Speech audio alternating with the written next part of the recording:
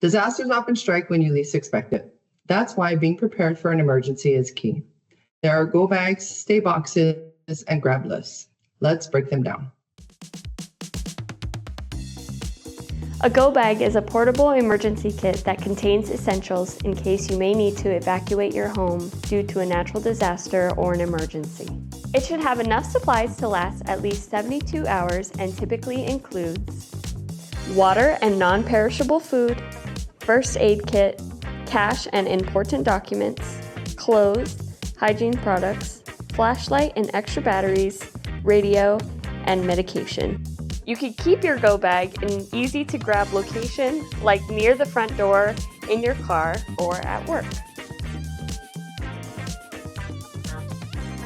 A stay box is an emergency kit designed to help you shelter in place during a disaster or emergency for at least 2 weeks. It includes everything in a go bag plus extra food and water, a portable butane burner for cooking, paper plates and disposable cutlery, and sanitation supplies. Be sure to store your stay box in an accessible and secure place so you're ready to shelter in place during an emergency.